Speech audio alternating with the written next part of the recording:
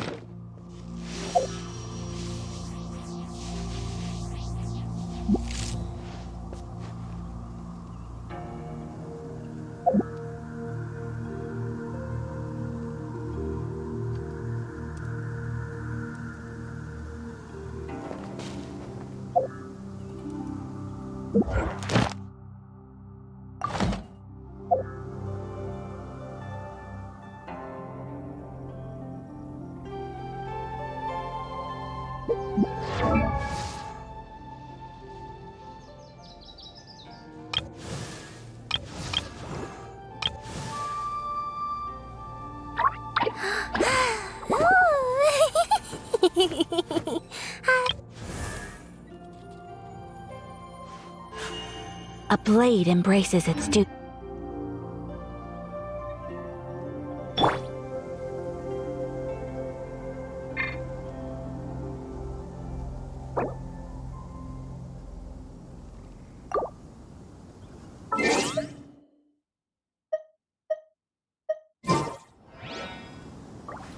Wait. Huh?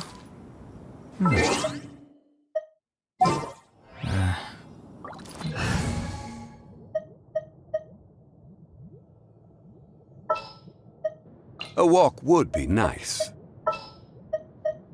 Whatever would you do without me?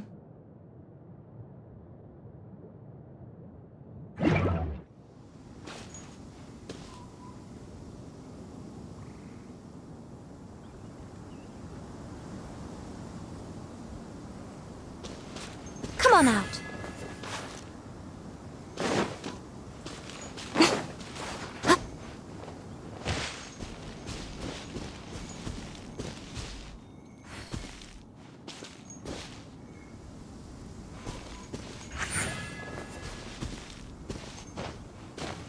Show them.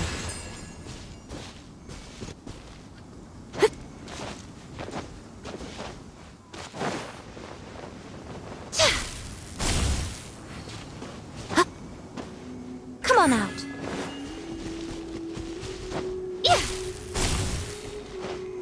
Right here.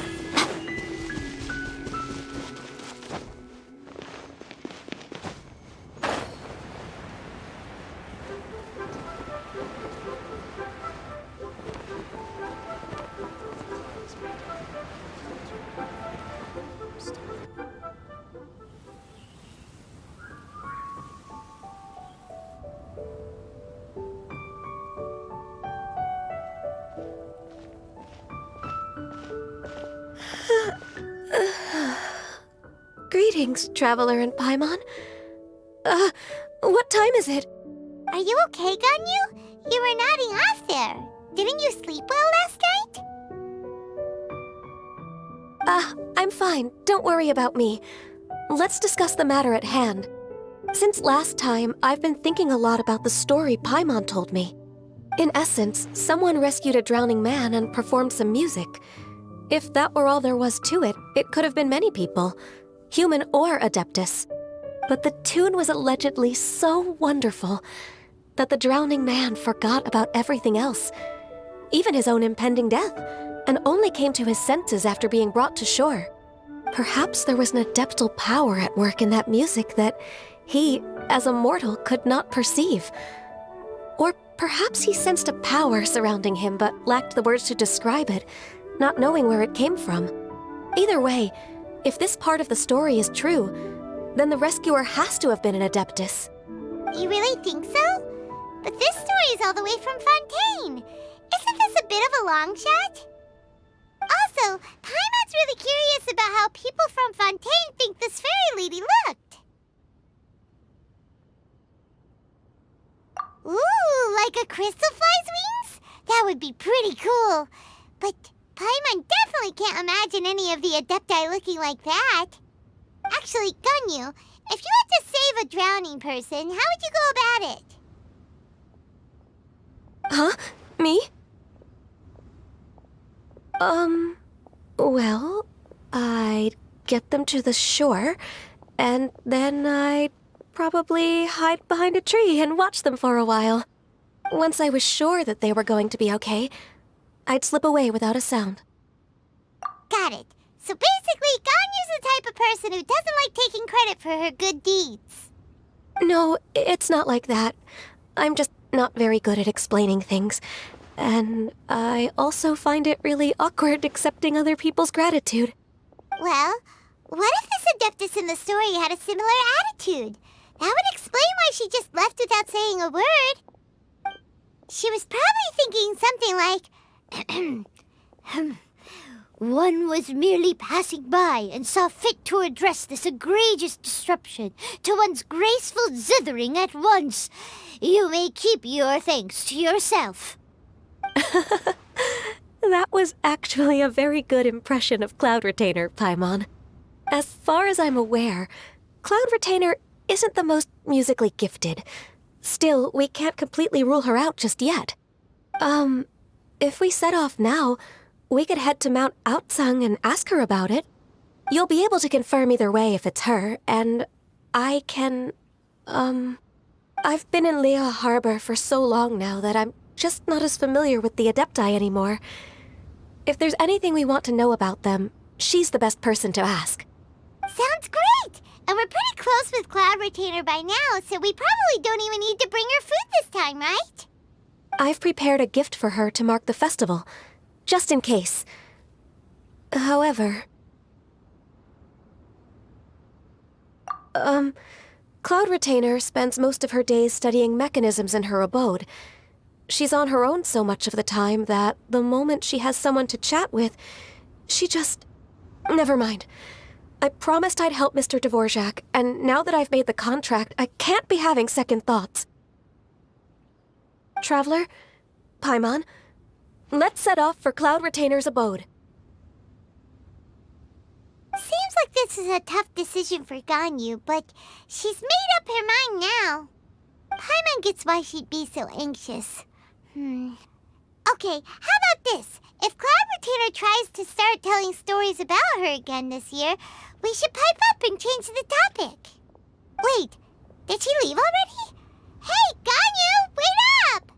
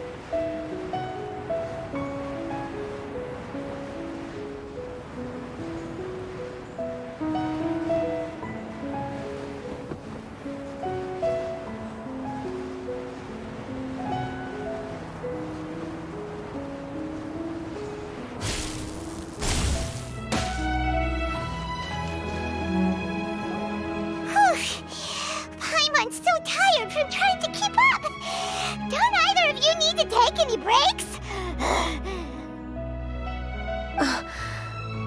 I can't believe it. Cloud Retainer is not here. Huh? Did we miss her?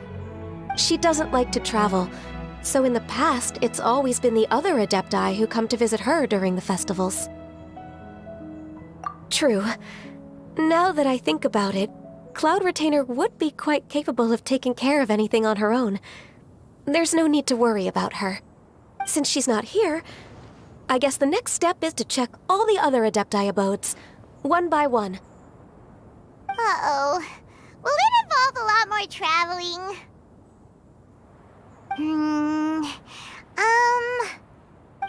Got it! Paimon has a great idea! Please go on, Paimon. Our goal here is to find the Adeptus that helped Dvorak's ancestor, right? We can't hear any music right now, but if she's really as nice as the story suggests, she'd definitely come to help anyone who was drowning, right? Yes, I think that's fair to say. So, all we have to do is get the Traveler to pretend to fall into the water, and the Adeptus will come to the rescue!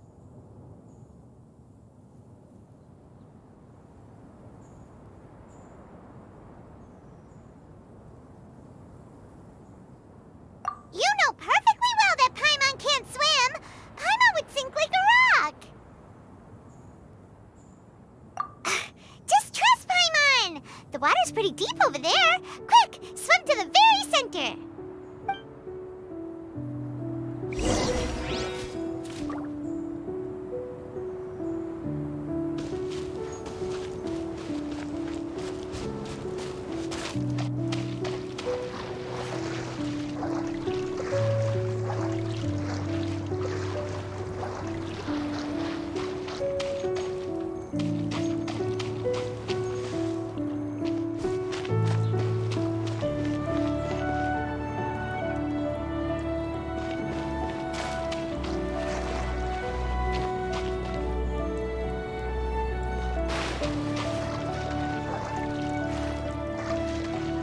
Help! Help! Someone's drowning! If only there was a kind-hearted Adeptus here to save us! Oh no! Whatever will a Paimon do?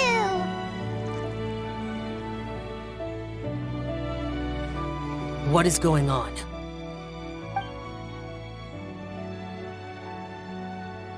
How do you feel right now?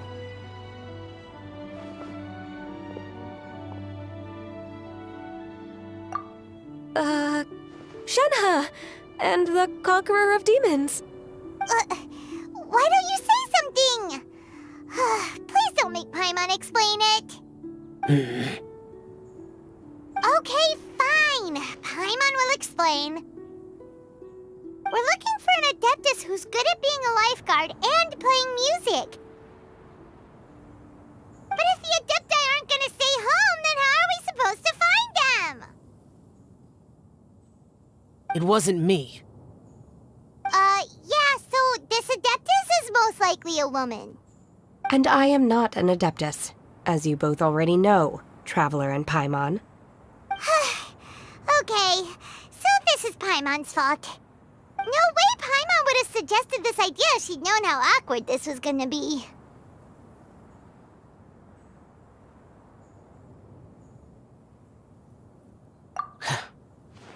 Glad you're okay. As far as I know, the one you seek is no Yaksha. And one last thing. Your actions here caused others a great deal of worry. Do not repeat them again in the future. As ever, the Conqueror of Demons comes and goes, just like the wind. Right. I didn't dare to say a word just now. How's your training going, Shenhe? Have you made any plans for Lantern Rite? We could spend it together in Liyue Harbor if you'd like. I had planned to spend the festival with Master this year. However... Oh, speaking of Cloud Retainer, when did you see her last? Earlier this morning, she set off for Mount Hulao at dawn. I noticed she was using an Adeptus art of some kind to protect a mechanism that looked like a boiler. Maybe it was a gift for Mountain Shaper. I did not inquire. So we just missed her. Please excuse me for a moment. I think I'll leave the gift in her abode. Sure.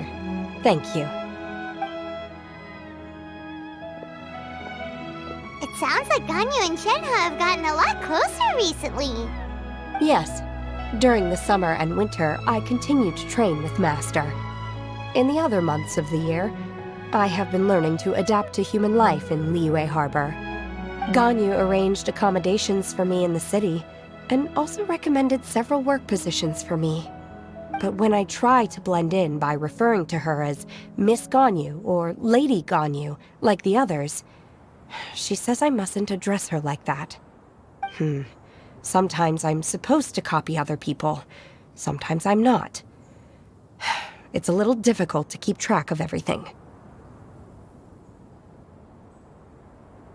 Oh, is that what it is? Noted. So, you came looking for Master today because you wanted to ask her about the Mystery Adeptus. Is that right? Yep. Oh, speaking of that, have you ever heard any music while out training in the mountains? Music? What is that?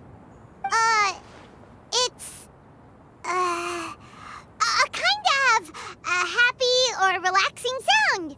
Or, a nerve-wracking sound. Or even a terrifying one. Okay, I'm done. I also left her a note so that she knows where to find us. We won't miss her again. Yay! That's really helpful. Thanks!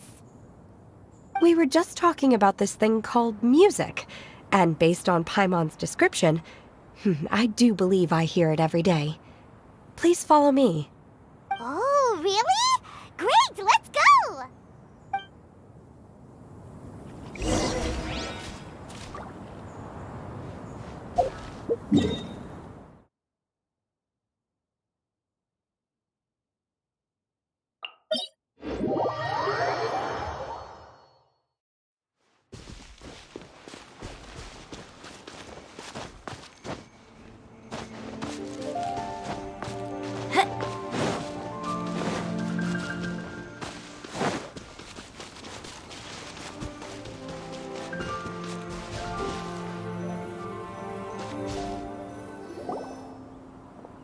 This is the place. I enjoy training here to the sound of music.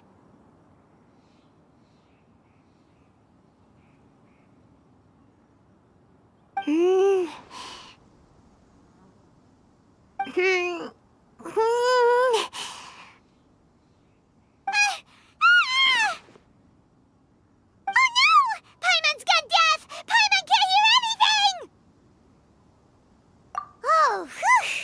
Paimon hasn't gone deaf after all! Paimon heard you when you just spoke. Anyway, where is this music? The faint sound of birdsong, the quiet murmur of the streams. These are relaxing sounds. Are they not the music of which you speak? Oh, Paimon wasn't quite done with the description. Okay, fine, it's all Paimon's fault. What we're looking for are not the sounds of nature, but melodies played on special instruments. Oh, and a melody is? Hey, don't you patronize Paimon! Let's get one thing straight. Paimon knows plenty of nursery rhymes, but Paimon does not sing on demand without payment. Hey, why don't you just sing that one melody Shen has heard before?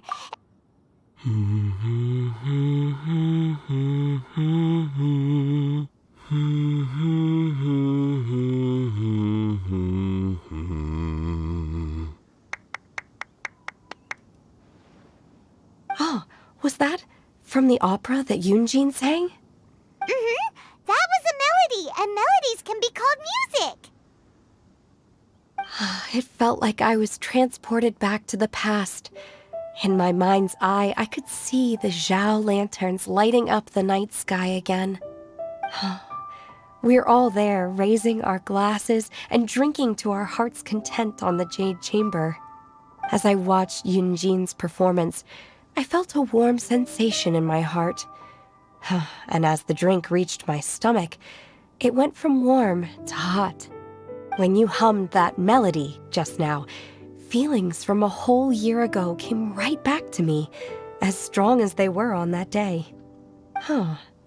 So that's the power of music. Wow, Shenhe. That was so deep! Music definitely has the power to bring up memories. It's like a time capsule with all the special moments from our lives squished inside. What about you, Ganyu? Are there any melodies that have left a deep impression on you? I don't remember if my parents ever sang any lullabies to me.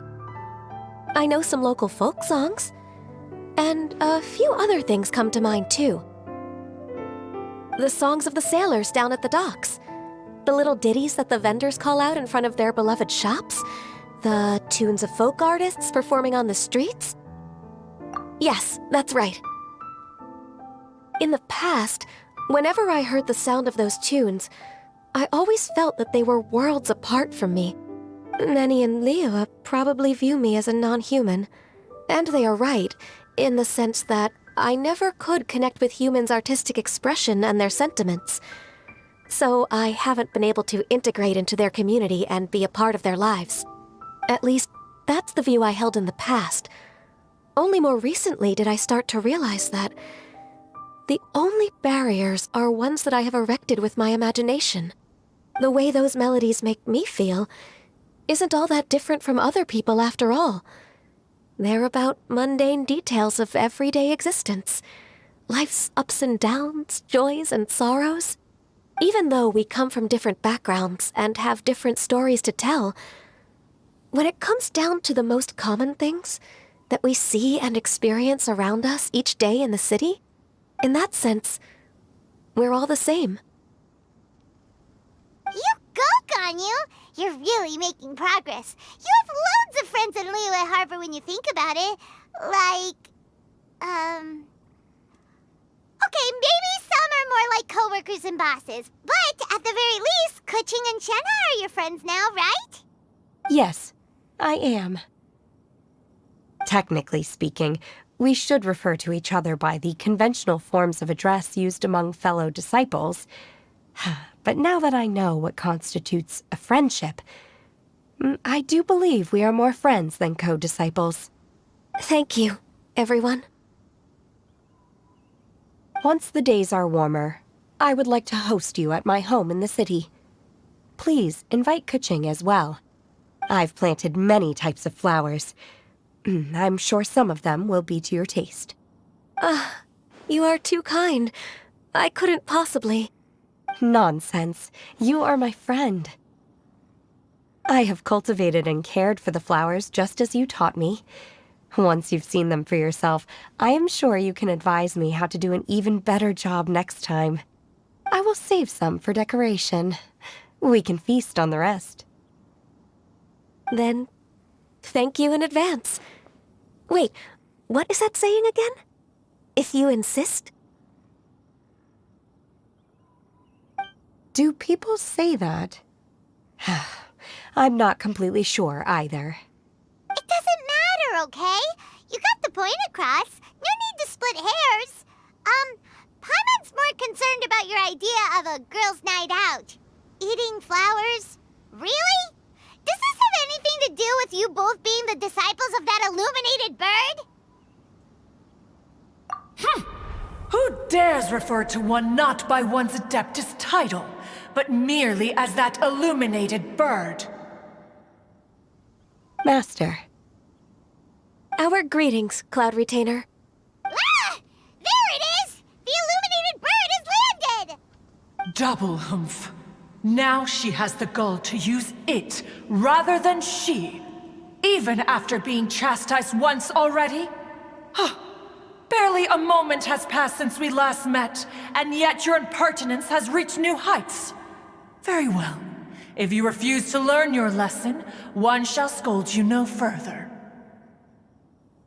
One has received your message from Ganyu. On the matter of the Adeptus you seek, one suspects to know their identity.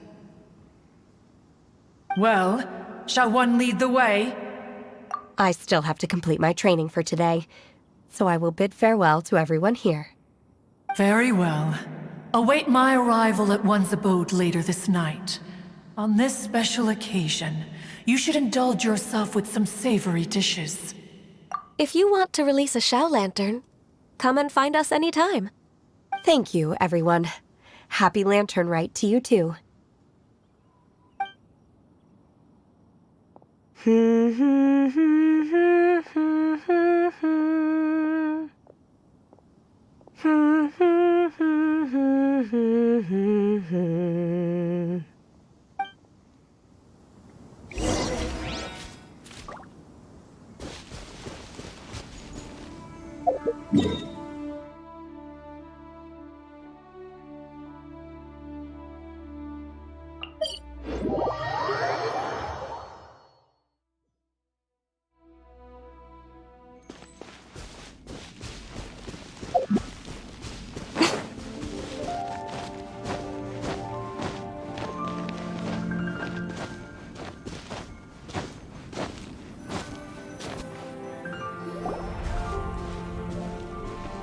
Is this Quaily Plains?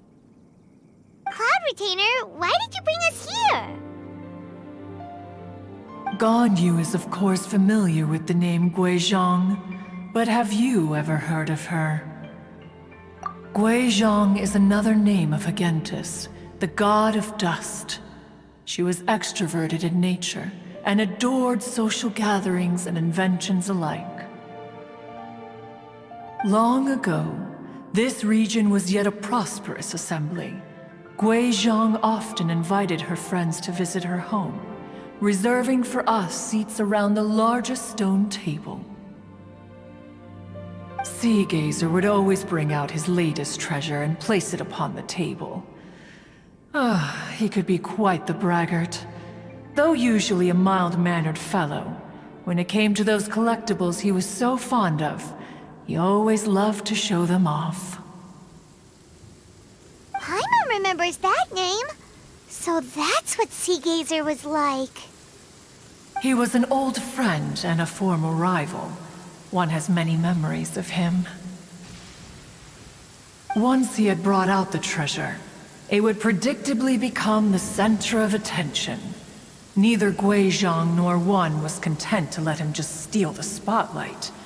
So we would then also present our proudest mechanical creations. As Adepti, we were each gifted in our own ways, and naturally proud of our accomplishments in our respective fields of expertise. As a result, one often quarreled with Sea Gazer. His treasures were not even of his own making. He just used his exploration skills to dig them out of the ground. How, pray tell, could he compare to me, when every single one of one's accomplishments were crafted by one's own hand? Cloud Retainer, you are getting competitive again. One digresses. Regardless, every time an argument occurred, Guizhong would come over to watch us during our mutual lambastics. On some occasions, she would join in, and on others, she'd take one of us by the limb and start uttering the most ridiculous nonsense. What kind of nonsense? No kind of nonsense were we spared. Sometimes she would brazenly opine, why argue between yourselves when neither of you could ever hope to beat me? Other times, she would make unsolicited suggestions, such as, once you two are done arguing, let's go to the foot of the mountain and grill some meat. She always sought to make everyone happy, and one must say, she had quite the gift for it. No matter what nonsense she said, one never felt bothered or offended. It also helped that she never referred to one as that illuminated bird or lady bird. Come on, get over yourself! Anyway, just as our impassioned arguments would reach the apex of acrimony, Marchosius would bring his delectable dishes to the table. Who would dare snub the stove god and his wondrous creations? At the sight of him, we would all immediately drop the argument and prepare the table for a night of feasting and drinking. Back then, one was always bothered by how the cups Rex Lapis brought were always too square for one's taste. Can you see yourselves ever enjoying a drink from a square cup?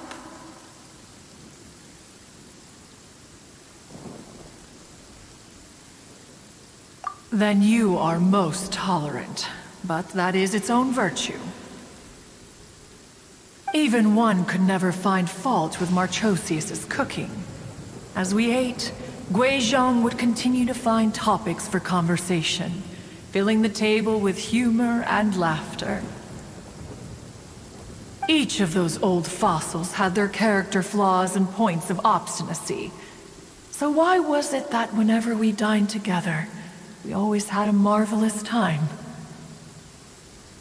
We would drink together from a spot high in the mountains until the moon set and the sun rose, and only then would the banquet finally come to an end. Streetwood Rambler would often remain to admire the flowers with Guizhong before returning to her own abode. The glaze lilies were far more abundant back then. Entire fields of them would appear to the eye as a veritable sea of flowers. Streetward Rambler? That would be Ping. You probably know her as Madam Ping. Oh, okay. Wait, this is a lovely story and everything, but didn't we come here to find that Adeptus from Mr. Dvorak's story? Or are you saying that it was Guizhong? Didn't she,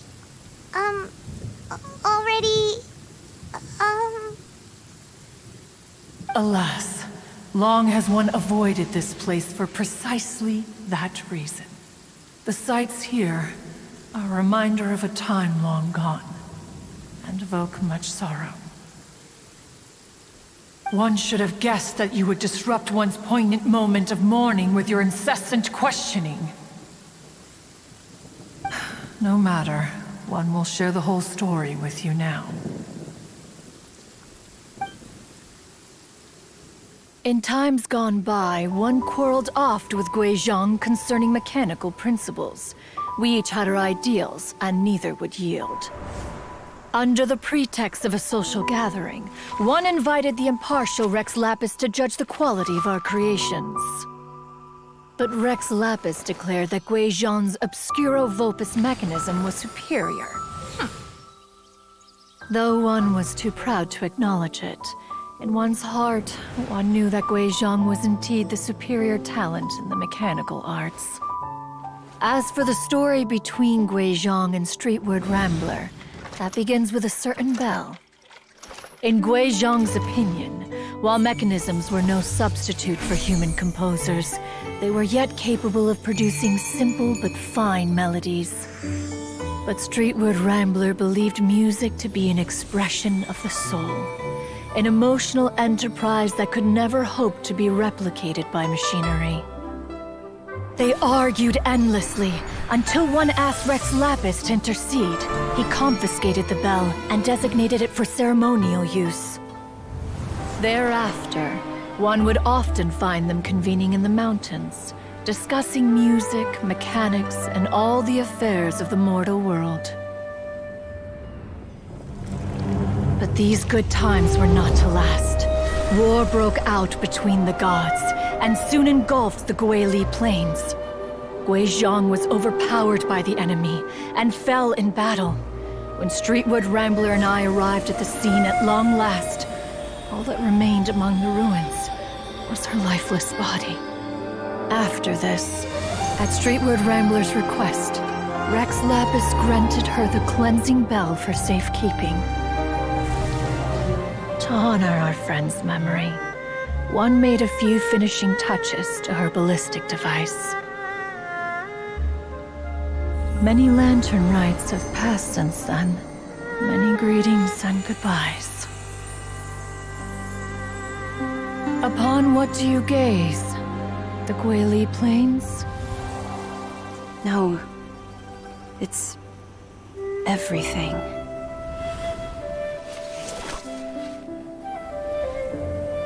We think of human life as like a lantern that's lit one minute and extinguished the next. But are we Adepti so different? Perhaps as dust settles after a storm, we too must one day return to the world below. One has always been austere and private by nature, and has never relished socializing. One's dealings with Guizhong were born out of discussions on the discipline of mechanics. What? You have loads of friends, and you seem pretty chatty. Just because one is not ignorant of social graces does not mean one is fond of them. One is perfectly capable of partaking in conversation despite being introverted. But in the end, one is nothing like Streetward Rambler. She is dauntless but thoughtful, not to mention eloquent and wise. Moreover, her friendship with Guizhong was far greater than one's own. Back when they were rivals, they would often compete against one another in the realm of musical composition. That cleansing bell was one of Guizhong's proudest works, having the ability to both compose and perform. Wait, that's weird. Didn't Madame Ping say she pestered an old friend for that bell? And she also said something about being a vain beauty when she was young or something. Streetward Rambler, a vain beauty. My foot. That bell has a sad history. Clearly, she refrained from sharing with you the truth of its origins, since the right time had not yet come. As for her old friend, who else could it be?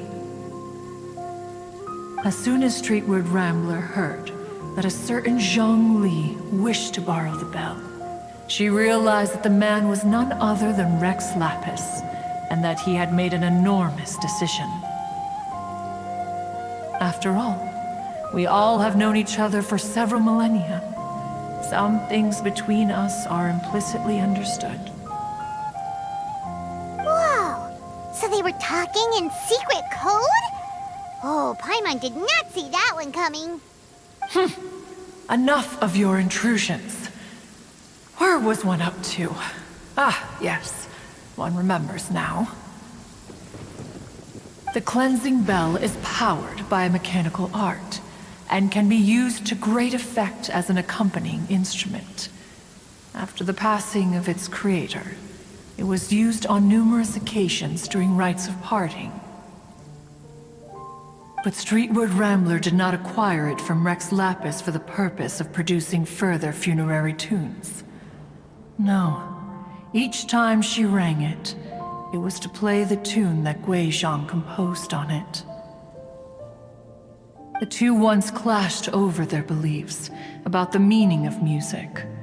Who would have thought that with Guizhong's passing and Streetward Rambler's mourning, two tunes composed in discord would eventually become one harmonious composition?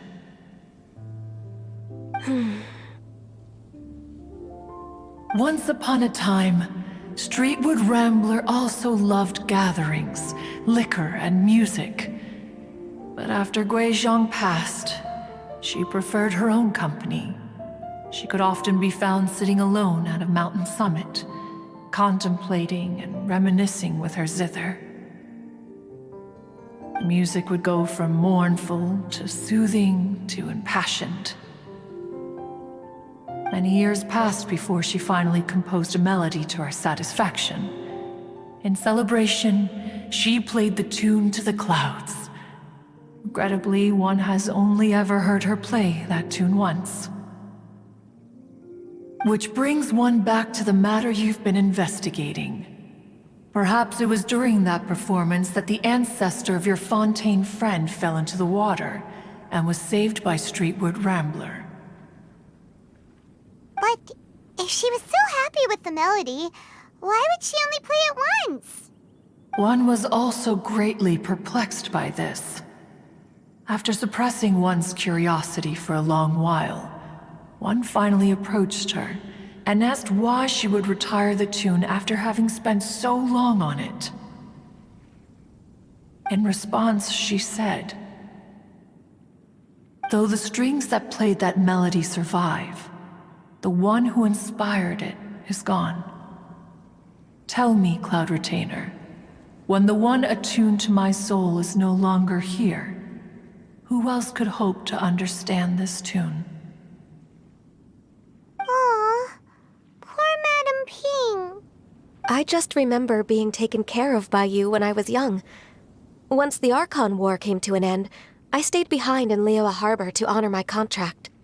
Although I met Guizhong a few times, I never knew anything of this particular story. Guizhong was quite the visionary, but tragically passed before her time. Her manuscripts still lie unfinished in the realm of clouds.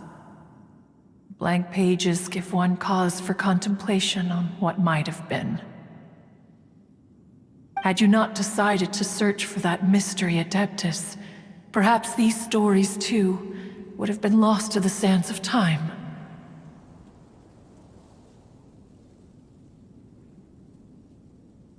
As of now, you know the truth.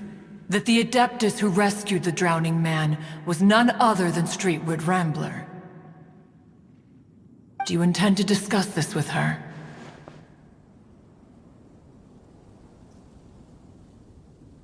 Do you mean Ping might find the topic too distressing? Precisely. The passing of our old friend is a heavy topic that both of us are usually careful to avoid. If I may be so bold, Cloud Retainer, could it be that this is just your own personal opinion? Oh? How so? I've been in Liyue Harbor for quite a long time now, and I've witnessed many farewells along the way, so I too am well acquainted with the pain of the passing of a loved one. But this doesn't bring the city or its people to a standstill. They have to keep moving forward. Someone as perceptive and wise as Ping will surely have come to understand and embrace this. Though these immortal mountains have lost an Adeptus, the harbor of mortals has gained a wise elder. No loss can ever be undone, but there is always much that can still be gained. Ping has helped countless people, and will guide many others in the years to come. And all to whom she extends a helping hand become her friends. People she can admire flowers and discuss music with. Though it is heartbreaking to lose a kindred spirit, life goes on, because there are new friends waiting for you further down the road. We even asked Madame Ping what she thought about adding a music festival to this year's Lantern Rite. Oh, when we get back, why don't we just ask her if she'd like to perform? Maybe we can even get her up on stage. You youngsters and your imaginations. Why don't you come with us? It's been a long time since you last spoke with Ping, and Liyue Harbor is always decorated so beautifully during the festival period. Is not every Lantern Rite the same in this regard? Were there ever anything new to discuss? One in Ping could meet any day of the year. I disagree. Each new day and each new year is different from those that have come before. How long will you simply let them pass you by? The edibles she brought this time were indeed quite delectable. Very well. Then one will be off. If the other old fossils have sneaked away into the city to amuse themselves, one shall soon find out. All right. We should be getting back to the harbor as well. We don't want to keep her waiting. Once the Guili Assembly, now the Guili Plains. Say, if we planted flowers there and cared for them carefully enough, do you think that one day we'd be able to recreate the sea of glaze lilies? Allow one to take back one's praise from a moment prior. You are still far too given to flights of fancy, child. What? Cloud Retainer? You were still listening? One observed that you were making no effort to leave, and returned to chasten and hasten you. This time, one is departing in earnest.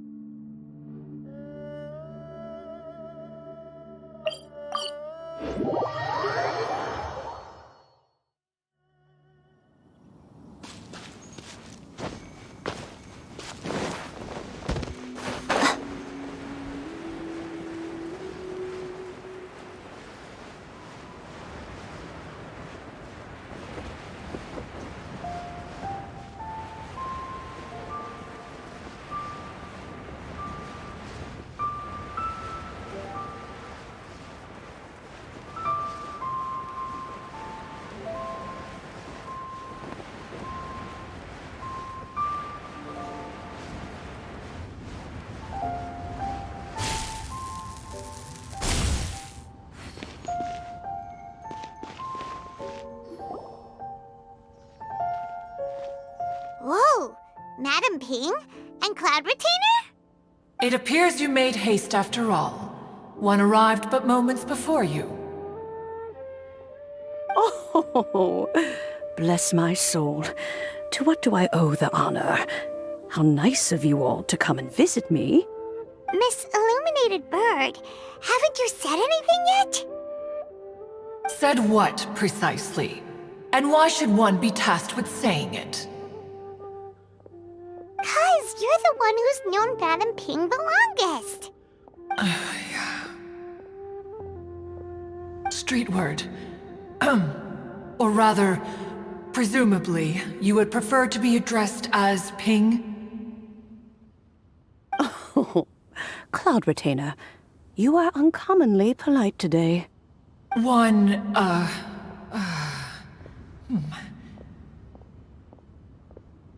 Given that Lantern Rite is almost upon us, the weather in the city is most pleasant, and a sweet floral fragrance lingers in the air. Ganyu, please continue from here. Huh? All right. So, this all started because we were trying to help Mr. Dvorak find the Adeptus who saved his ancestor's life.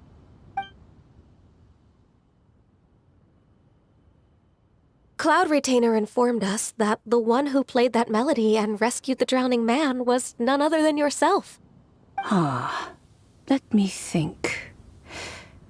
Yes, I do believe I recall that encounter. What a long time ago that was. I'm surprised that you still remember it. Even more astonishing, perhaps, is the fact that this story has survived this long at all, when mortal lives are so very brief. It appears that she has proven herself right once again. Who's she? We like to call her Guizhong. From the look in Cloud Retainer's eyes, I sense that she has already told you all about her. Albeit reluctantly, one might add. Oh, there is no harm done. After all, Lantern Rite's very purpose is to commemorate the heroes who gave their lives for Liyue. Although Guizhong did not live to see the splendid sights of today, She was as much a hero as any other. So how has she proven herself right again exactly? Once upon a time, she said to me that humans were a weak form of life that she wished to protect with her wisdom.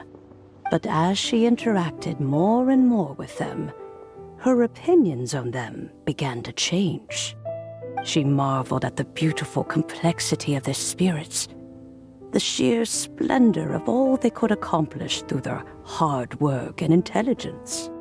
She told us that to underestimate human potential would be to make a grave mistake. With the smallest amount of guidance, enormous power can be unleashed in them, and a human who has reached their full potential may well be her equal. Someone who could have as much to teach an Adeptus as to learn from them. She always had a way with words. That her mechanical accomplishments were judged superior to one's own was, one suspects, in large part due to her sheer eloquence. Speaking of mechanics, Cloud Retainer, do you still remember that potted plant mechanism? The one that the two of you gave me as a gift? Of course. Guizhong and One both put an immense amount of effort into that gift. It would be no overstatement to call it a testament to each of our individual technical genius. As Guizhong once said, it takes every blade of grass and every flower to make a homeland. When I see the sight of Liyue Harbor before us today, I am reminded of this. Madam Ping looks very emotional right now. Of all of us, it was Guizhong who was the fondest of these grand and exciting occasions. If she were still with us, I'm quite sure she would still be trying to best Cloud Retainer's finest works at every opportunity.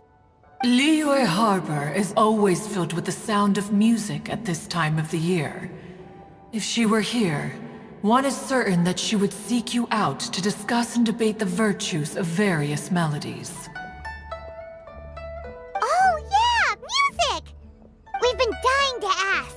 What was the melody that you played back then? Oh, also, with you being such a music expert and all, why don't you join the concert as a performer? I can make arrangements right away. Oh, as much as I don't wish to dampen your enthusiasm, it's been a long time since I played this zither. My fingers don't have the dexterity they once did, and whenever I play that tune, it always reminds me of her. I start wondering what she would think of the changes I have made to her melody. There was a period of time whenever I started strumming, it almost felt like she was back again. Sitting right there on the stone stool next to me, chatting away. Skybracer and Seagazer too, looking just like they did in the old days. No matter how much time goes by, the moment that melody starts playing, it transports me right back to that time in my memory. So the past still weighs heavily on your heart? Well, I would be lying to myself if I claimed to have completely moved on. But that is not to say that grief doesn't get easier with time. Despite the sadness, I have found many things that bring me joy in life.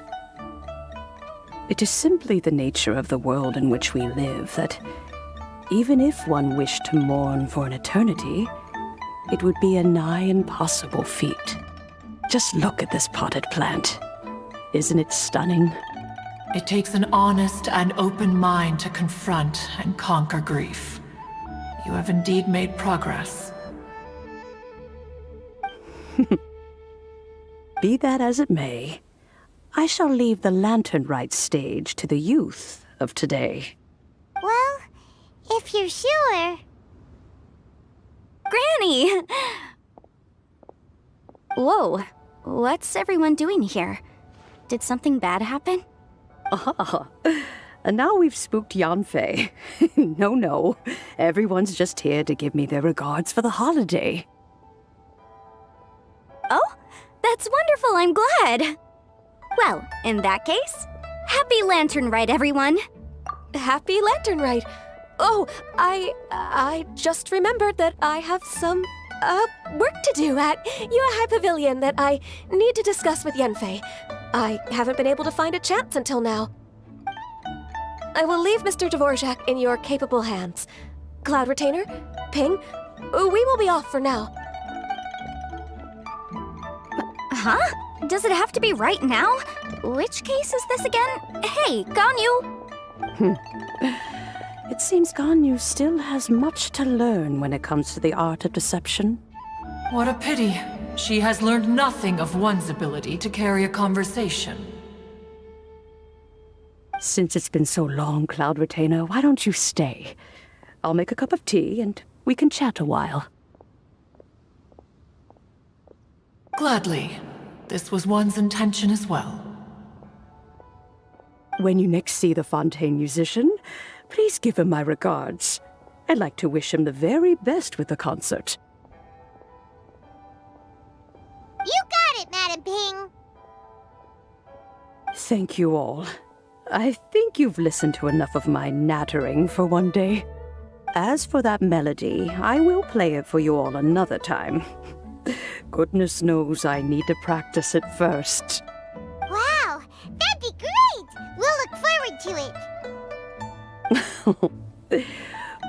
When that time comes, wherever her spirit may be among the countless grains of sand and specks of dust between the harbor and the mountains, perhaps she will look at the Liyue of today and steal a smile when she sees the prosperous land that it has become.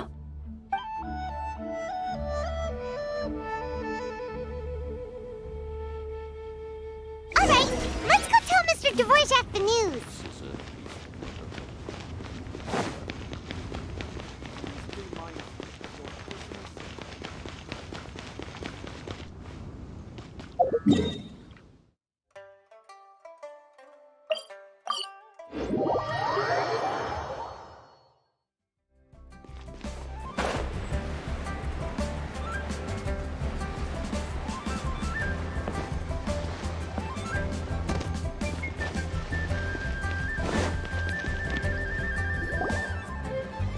Mr. Dvorak! Ah, and Kuchin's here too! Thanks for helping set all of this up.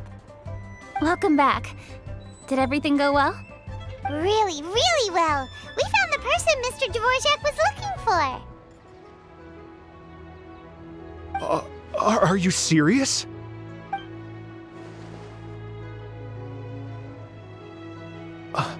I see. So the melody my ancestor heard was an adeptus remembering her late friend? That certainly explains why it was such a powerful and poignant tune. Huh. That's a really interesting first reaction. Guess that comes with having a musical mind. I have to say, though, it's hard to believe that the fairy from the tale is now an elderly granny. Oh, Paimon knows exactly what you mean. Normally, Adepti don't age at all. But Streetward Rambler, or Madam Ping as we know her, probably only became old because it's what she wanted for herself. Madame Ping possesses vast knowledge and great wisdom. Whatever physical form she may decide to take, her mind and wits are as sharp as they come. Yep, Kuching summed it up perfectly. That's exactly what Paimon was trying to say. I think... yes. I must thank her in person. That can wait until after the concert, though. For now, I need to devote all my emotional energy to the performance. Ah, speaking of, Madam Ping wishes you all the best at the music festival. Paimon has a sneaking suspicion that she'll stay in her usual spot but listen to the performances from afar. Wait, are you serious? Oh no, now I'm starting to get nervous. Okay, alright. Nope, another rehearsal is in order. Please excuse me, everyone. Mr. Dvorak? He's already gone. Paimon wasn't even finished telling him everything. Before we set off on our search with Ganyu, he asked us about what music means to people. After our recent adventure, Paimon thinks we have a lot more to say about that now. Please, share your insights with me. Well, we found out that music can be used for good, but also for bad. It can make people happy and moved, but it can also be sad and bittersweet. And music is like a kind of memory written in people's hearts. It can put you in touch with feelings from a totally different time and place. It sounds like you had an eventful trip. Don't worry, I'm sure Ganyu will fill me in on all the details shortly. Wait, does that mean you're gonna carry on working? Mm-hmm. Just a few things to wrap up. All the groundwork is done. As long as everyone enjoys the festival activities, all our efforts are worthwhile. Happy Lantern Rite to you as well. Whew. That should be everything taken care of, right? Oh, no, wait. Paimon feels like she's forgetting something. What was it? Oh, it feels like it was a while ago. Shoot! Latent... Wait, no. Anyway, fancy bamboo shoots! Zhang-Li said he wasn't in a hurry, so if we went now, there's probably still time, right? Anyway, even if we don't make it, it's not our fault. He could have totally picked them by himself. Ugh. Anyway, let's go check with him at Wangsheng Funeral Parlor.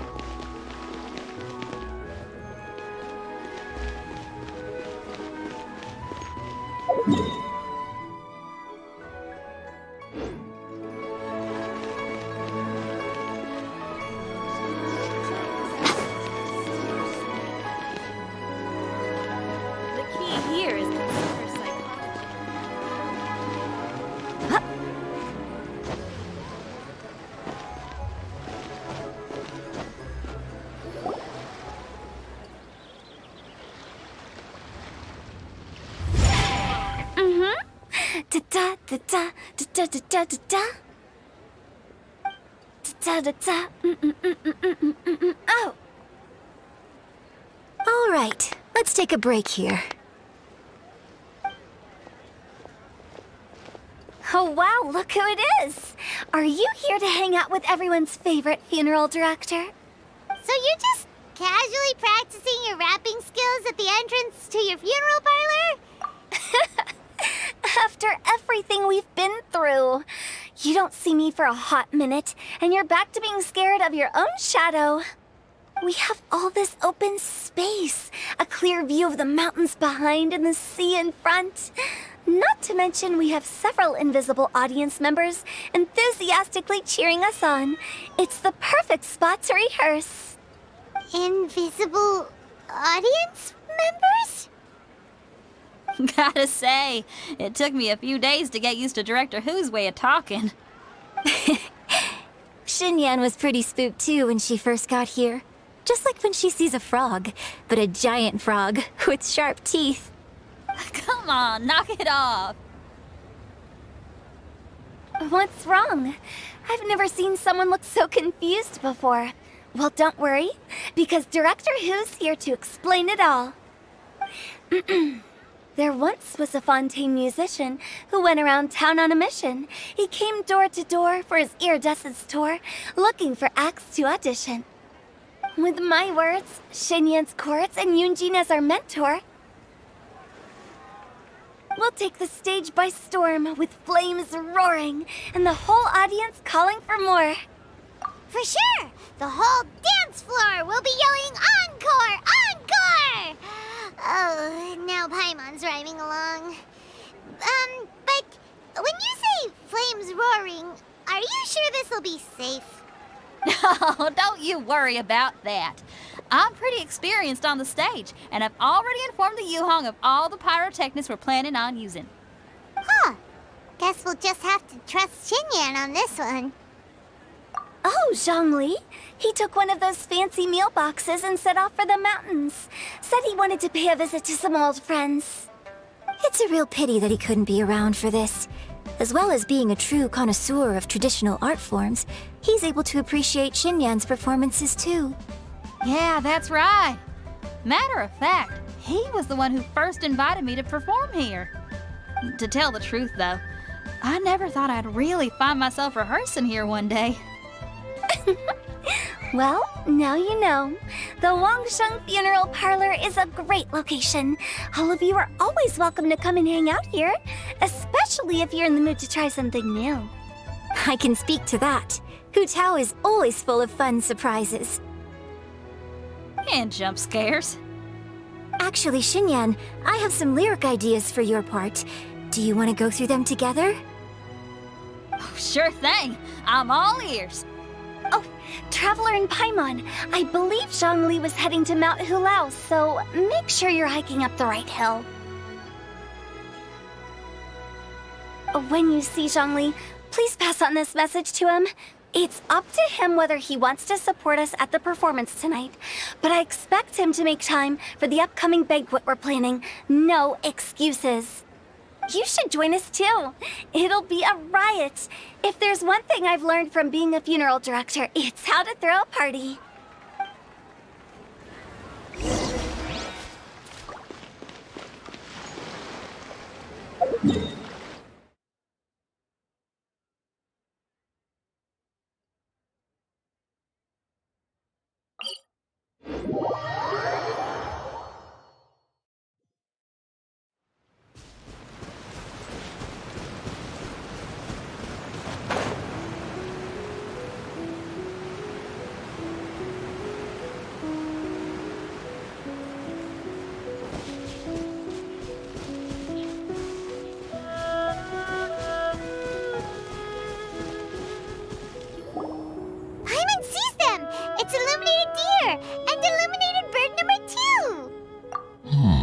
A familiar face. Have you come from Liyue Harbor? How is the city nowadays? Everything's great! But you know, if you're so curious, you can always go and check it out for yourself. In fact, Mooncarver has been taking many walks on Mount Tianheng in recent times. I believe the sights of the city are quite familiar to him. Zhongli! Here you are! We've brought the bamboo shoots you wanted. Impeccable timing.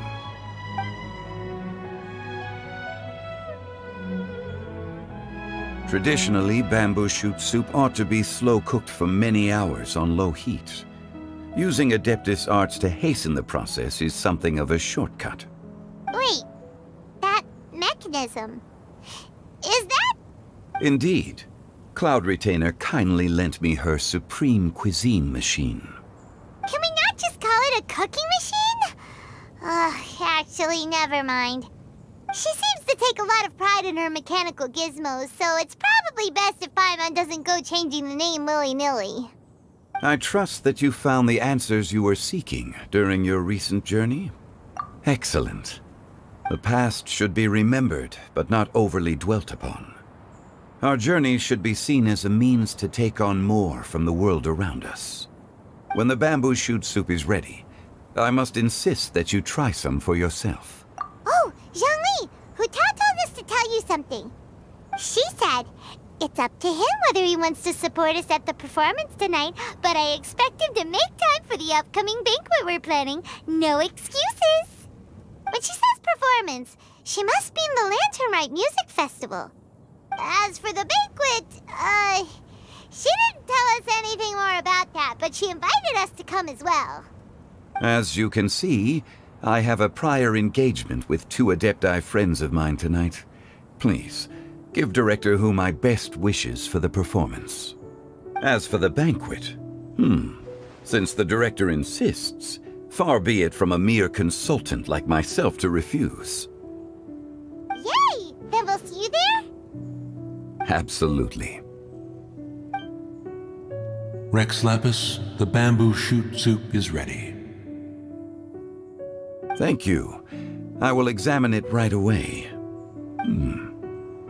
The appearance is exquisite, and the aroma rich and intense. The craftsmanship of this machine is commendable indeed. Since you came all this way, you should not leave empty-handed. Please, take some soup. It tastes most exquisite while still warm.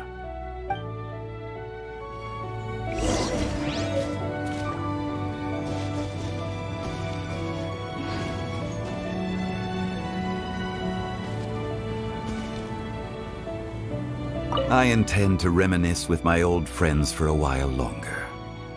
You ought to get back to Liyue Harbor. There is a performance you do not want to miss.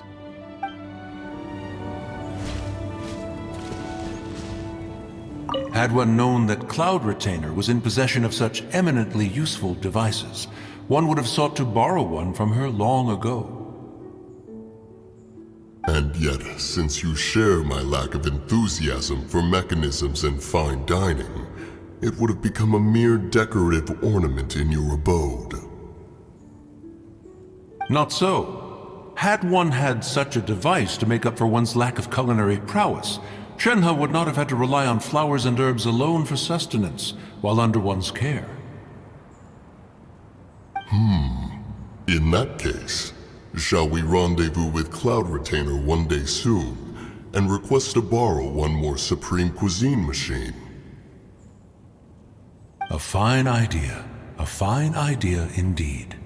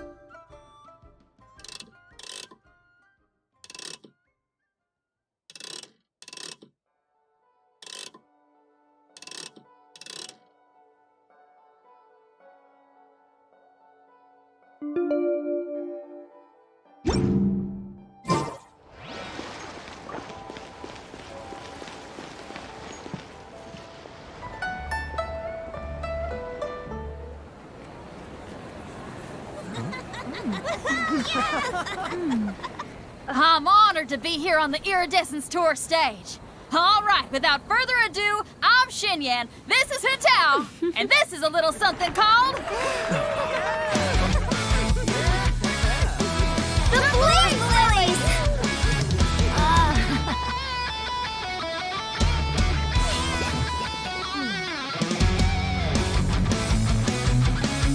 I'm up here blazing trails through the midnight sky, lighting up the world below. And when the crowds all hear my voice, they'll meet the spirit of rock and roll. Let's go! Hey, you butterfly, you two buzzing by, guiding your way to the afterlife, opening the path without a fright. Oh, I'll light the fire, watch it blaze across the universe. I'll spit my rhymes, watch your step, or you'll get burned. Hey, woo!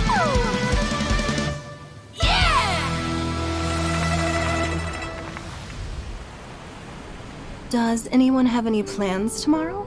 With another year behind us, I think we deserve a celebration of our own. My treat. Interested? The Tianquan footing the bill? I can't miss out on that.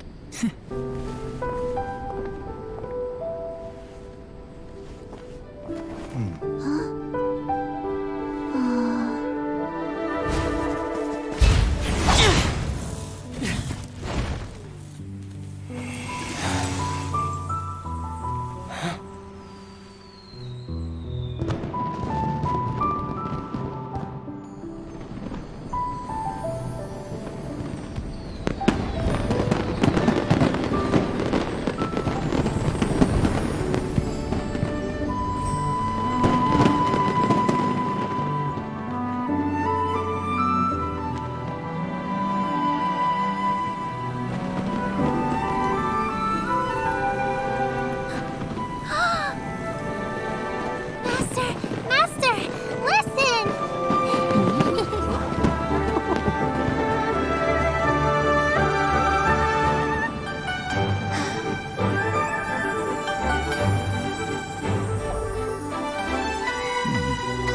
May the year ahead be a blessed one.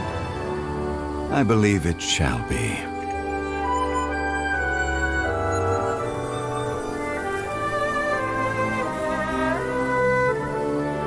Master, the Xiao Lanterns, Ha! Elementary. One shall fashion for you a Xiao lantern the likes of which the world has never seen. And you must take it to Liyue Harbor to display its magnificence for all.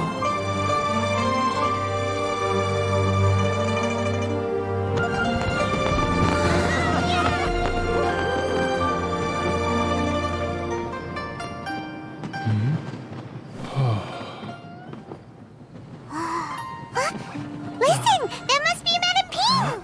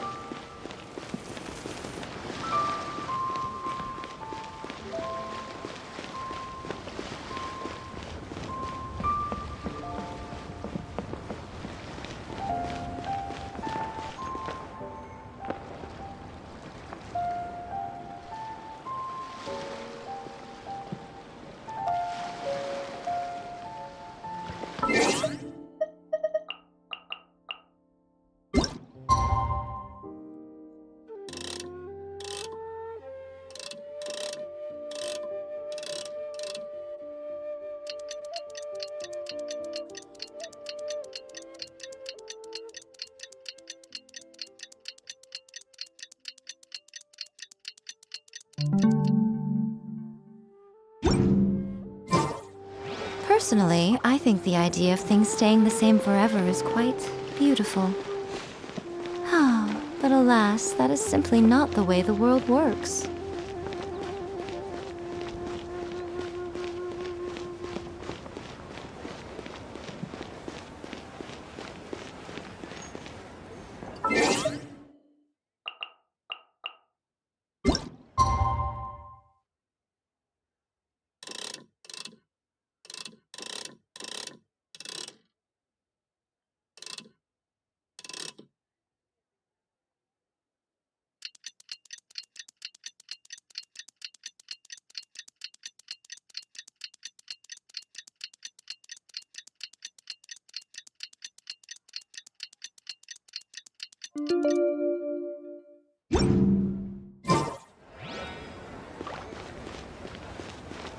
Traveler, hurry! It's almost time for us to join Hotel for dinner!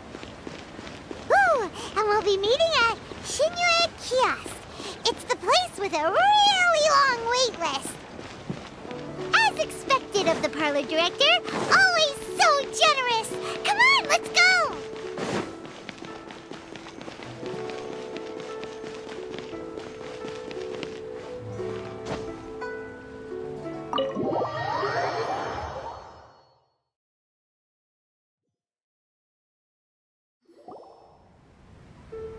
Oh, so that's how it is. Thanks for the suggestions, Mr. Zhongli. I have them all noted down. I've long heard that your knowledge encompasses all things old and new, Mr. Zhongli, but I never knew that you were well versed in the art of cooking, too. It is truly an honor to make your acquaintance. No need for formalities. I too feel humbled to be in the company of such talented young people. There are many things I could learn from you. Oh, you flatter us. If it's possible, may I trouble you to provide a few words of guidance for my practices in exorcism? Exorcism? I can't say I'm an expert in the field, but if you don't mind, we could start by discussing... Whoa, there's so many people here! All we knew was that Hotel invited Zhongli over. Paimon never thought we'd be meeting so many old friends! Happy Lantern Rite, everyone! Likewise. Please take a seat.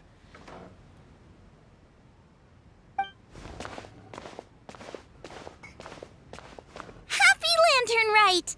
Are you having fun?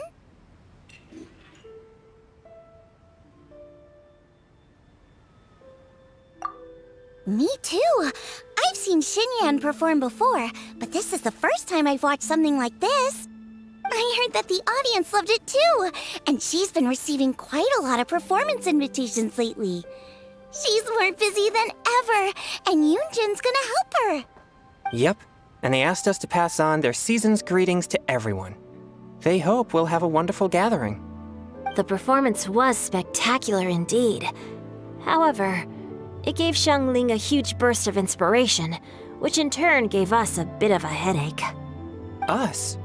Did Xiangling ask you to try out her dishes too? That, my friend, is beside the point. Watching you eat was enough for me.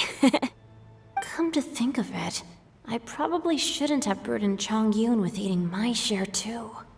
Hold on, Xiangling came up with a new recipe? Let Paimon try! See? Someone here knows how to encourage people. Thanks, Paimon. Oh, and I have to thank Mr. Zhongli, too. He gave me lots of useful pointers that really drove it home for me. Oh, so that's what you were talking about before we arrived. Yes. Since we'll be dining together, the topic of our conversation naturally revolved around cooking. Xiangling's ideas are truly unconventional. Her choices in both ingredients and spices are comparable to a melody dancing on the tongue. My suggestions were nothing more than the icing on the cake. Oh, the two of you always deliver. Now I'm getting embarrassed. Anyway, I'll get everyone to have a taste after I've adjusted the recipe based on Mr. Zhongli's advice. That sounds like it might become a little safer to eat. How about I sample the dishes next time? Speaking of eating, Paimon feels like we're missing someone. Oh, Hu-Tao was the one who invited us, but she's not here. And where's Guoba? Oh, Guoba volunteered to help Dad at the restaurant. You know, lots of people come over to eat during Lantern Rite. Without Guoba helping out, I probably wouldn't have had the time to accept Hu-Tao's invitation. As for Hu-Tao... The director went to collect a guest. She asked me to stay here and host you for the time being. Seems like it's almost time. Huh? Hu-Tao went to fetch someone in person? Oh, that must mean they are super important. Could it be... Keqing? Ningguang? Or Captain Beidou? She didn't clarify. And as her subordinate, I couldn't just pry into the details, could I? Ta-da! We're here! Oh, we're not late to the party, right? Right? Good thing the Conqueror of Demons and I are both as swift as the wind. And whoosh, we made it just in time.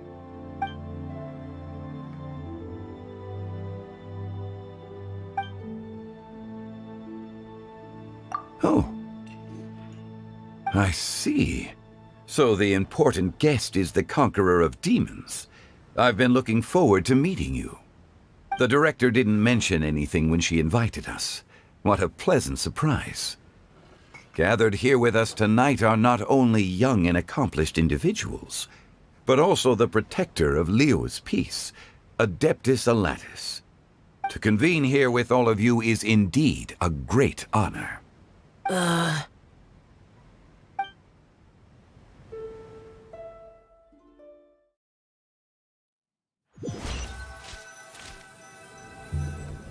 It's almost Lantern Rite, yet you took all the trouble coming here. The director has a way of making it difficult to decline. Rex Lapis, may I ask what troubles you? The director asked me to buy sesame oil in preparation for the celebrations. Huh. Then why would you come all the way to Wangshu Inn? I had a pleasant chat with Chef Yanxiao and received some spices from him. And, see? Here's some matsutake and a portion of ham. What about the sesame oil?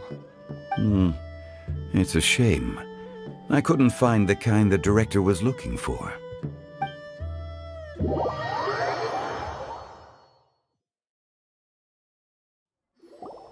I'm sure you're exaggerating, Zhang... Sir. There he goes again. Enough with the pleasantries. Go let our guests take a seat. Everyone here today is well known in their own field and has probably heard about one another to some extent.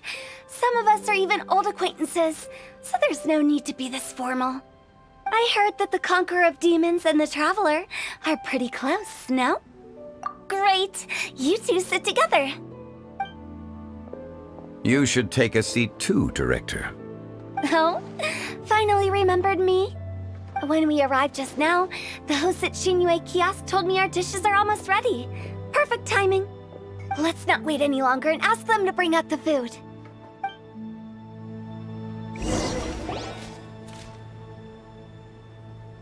Paimon would have never guessed the person who Tao went to fetch was Xiao. Oh, that's also the first I've heard of the Traveler and Paimon being friends with the Conqueror of Demons. You know Xiao Chu? Knowing is a bit of an overstatement. I've always looked up to him. You might not know this, Paimon, but we exorcists have worked in close collaboration with the Conqueror of Demons for many generations, dispelling evil together, both in the open and from the shadows. Hard to imagine that thanks to Hu-Tao, I've finally gotten the chance to meet him. Conqueror of Demons, I'm honored to make your acquaintance. Likewise. It is a great honor indeed to have a chance to meet the legendary Conqueror of Demons. Changyun has brought that name up quite a few times in the past. I remember you mentioning wanting him to understand the importance of exorcists. We know each other too. He helped try my dishes during the Masterful Chef's cook-off. I didn't think we'd have the chance to meet again. Happy Lantern Rite. No anecdote, however, compares to meeting you in person. I'm Xingqiu, Shangling and Changyun's friend. The pleasure is all mine. Whoa. Everyone's getting all formal and polite all of a sudden. Paimon doesn't know what she should say anymore. Adeptus Xiao, mighty conqueror of demons, please accept Paimon's greetings too. Belated Happy Lantern Rite. Paimon tried very hard to look for a fancy word, okay? Don't be too harsh on Paimon! There's no need to be so polite. You're right. This was meant to be a nice little get-together between friends after all. Too much formality kills the atmosphere. I didn't plan this gathering only for everyone to walk on eggshells. Hiya. What's your true intention, then? A little get-together between friends, sipping the finest tea and watching lanterns float into the sky, bidding farewell to the past, and embracing the present with joy. And that is something our consultant would say. I think it deserves a standing ovation. Indeed. Exceptional acting skills, Director. As for me, I'm just here to have fun and treat everyone to something good. We all worked really hard this year, whether traveling or guiding, cooking, helping with the family business, exorcising evil spirits, or conquering demons. And of course, our consultant, who's been helping out at the parlor every now and then. Everyone has done some pretty amazing things. As the one who brought everyone together, it goes without saying that I'm the one most deserving of praise. Huh? Sounds kinda self-important, but Paimon thinks it's pretty amazing that she managed to talk Xiao into coming. He rarely ever enters Liyue Harbor after all. It wasn't as complicated as you think.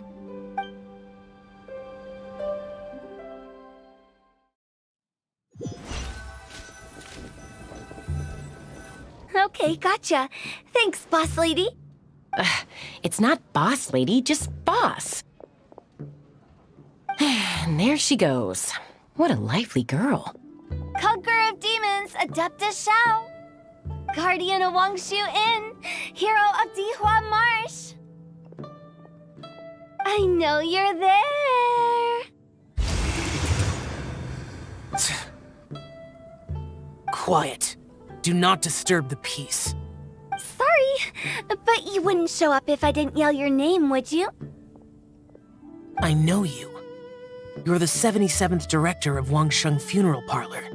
Is there something you need?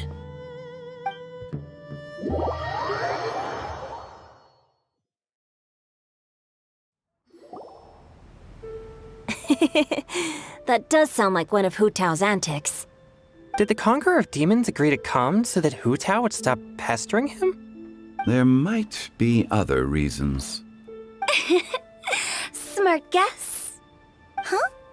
There's more to it? It gets pretty boring from here on. I talked about the funeral parlor's past relationships with the guardian yakshas. You know, just to be sociable. In the time of the Archon War, disputes were frequent, and disaster overtook the land. Humans couldn't escape from the torment of the plague, nor could they escape death.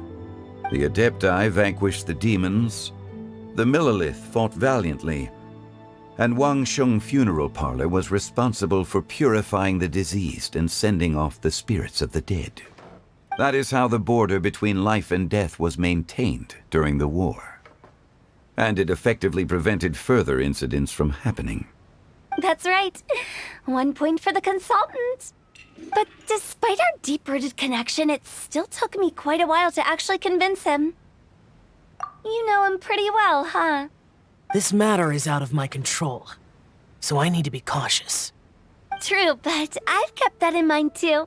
That's why everyone here today is in one way or another acquainted with elemental power.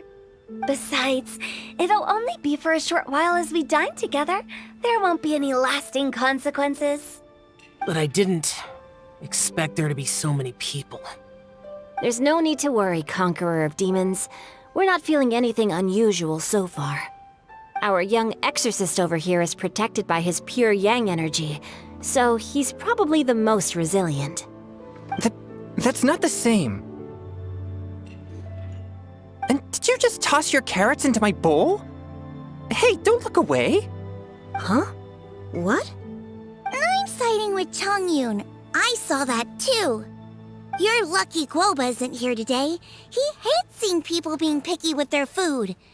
If he'd seen that, he'd definitely make you eat all your carrots. Huh? Guoba would do that? Is he that uncompromising? But now that I think of it, Xianglin told me that Guoba used to be the stove god. It sounds like you've heard the rumors.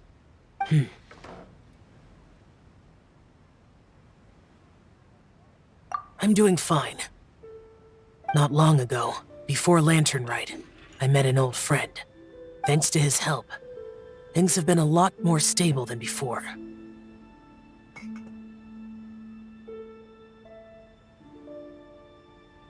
You should know him. He's... Seeds of story, brought by the wind. And cultivated by time. Did Paimon just unconsciously complete that saying? That voice. Could it be?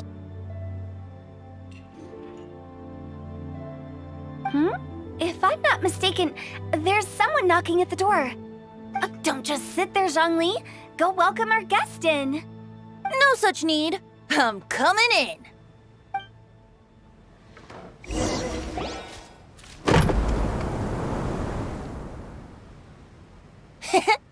You finally let me in. Hello, hello. No matter if we've met before or not, this moment marks a brand new encounter. Old friends and new. Happy Lantern Rite.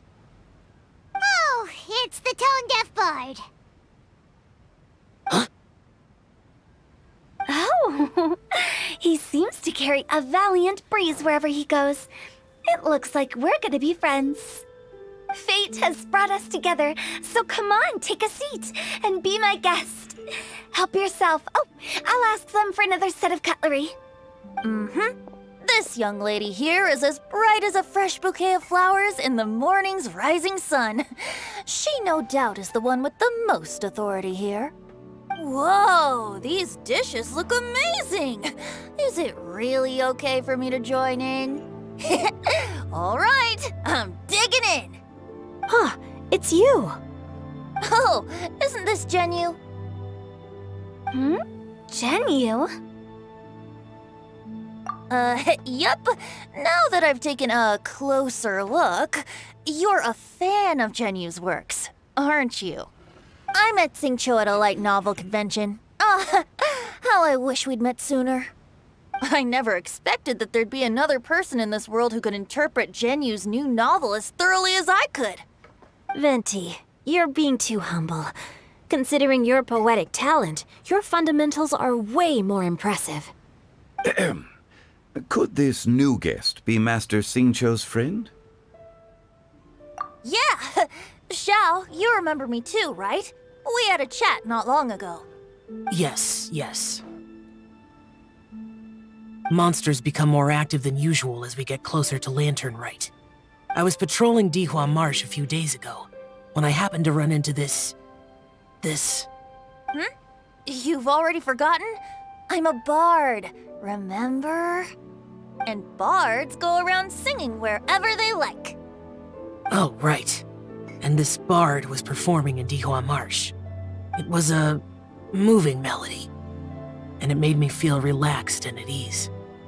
I couldn't help but stay and listen. Thank you for your patronage. I understand now, too. I'm Zhongli, currently working at the Wangsheng Funeral Parlor. It's a pleasure to meet you, new friend. And I'm his boss. Oh, and if there's anything unsatisfactory, let me know anytime. That's very considerate of you. Oh? No wonder. Only a boss as savvy and reliable as you would be able to hire such an impressive consultant. Oh, you're too nice, Venti. Not to brag, but our consultant truly is impressive. His knowledge extends across the stars and the land, and there's nothing throughout history that he doesn't know. From the sophisticated way he speaks, it's hard not to suspect that he could very well be an Adeptus in disguise.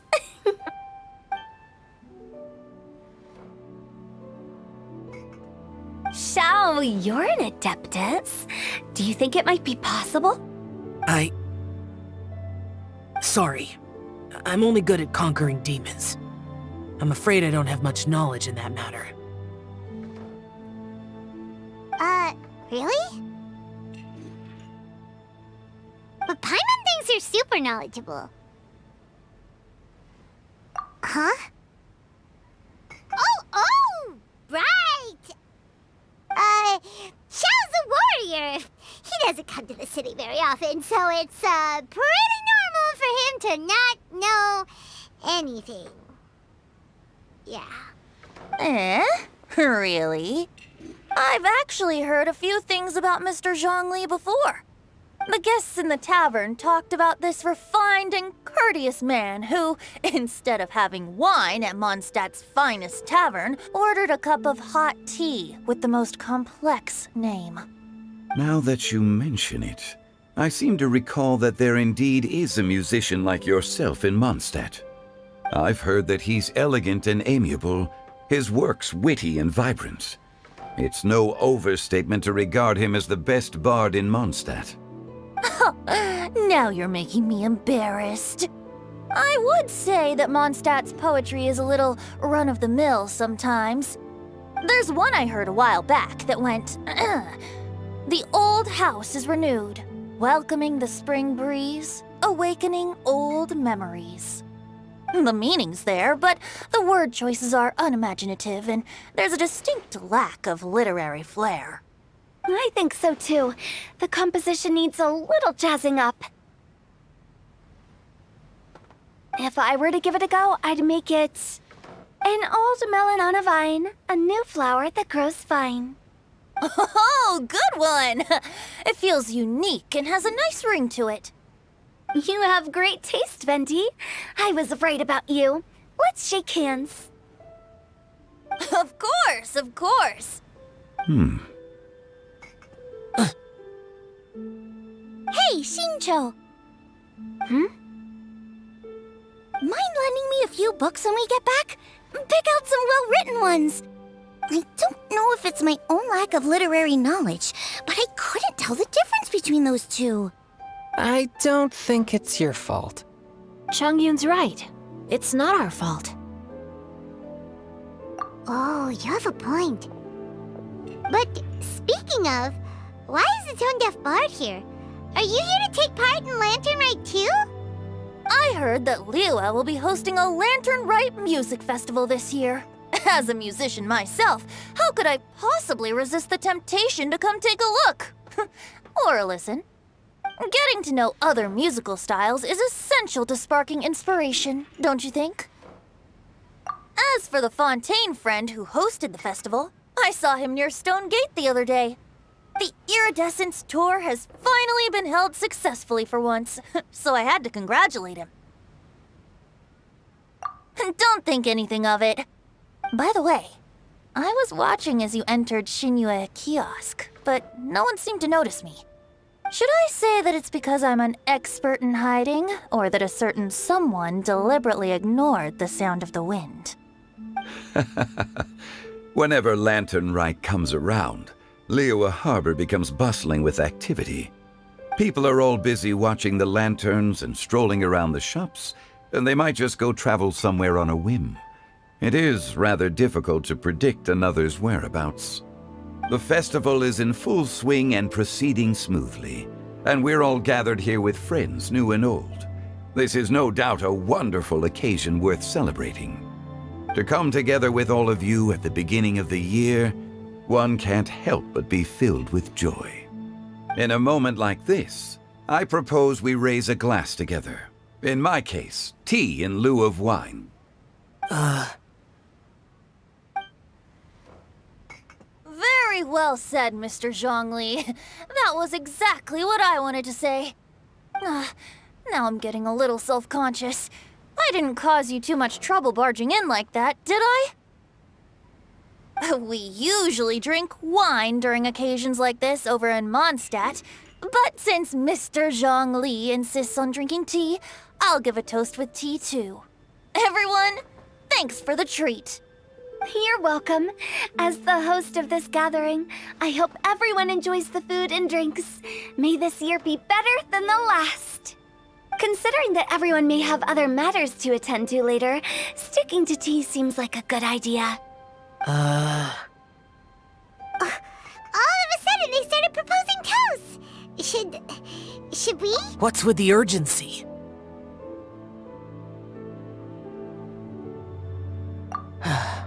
Sure. Have you two finished eating? It's always nice to have a breath of fresh air after a meal. Helps with digestion. Paimon will come too. Yeah? Okay then. Don't forget to come back.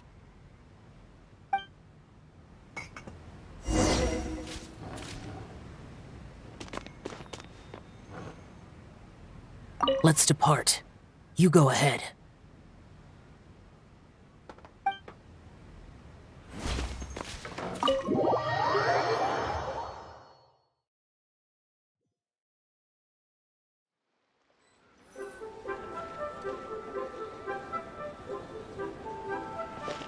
Are you all right?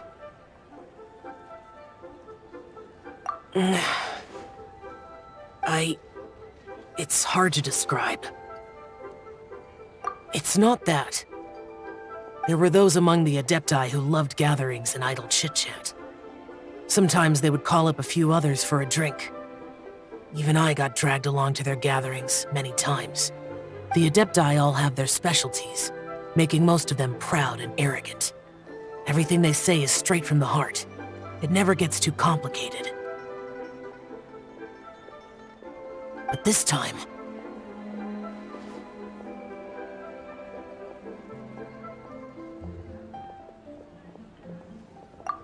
No.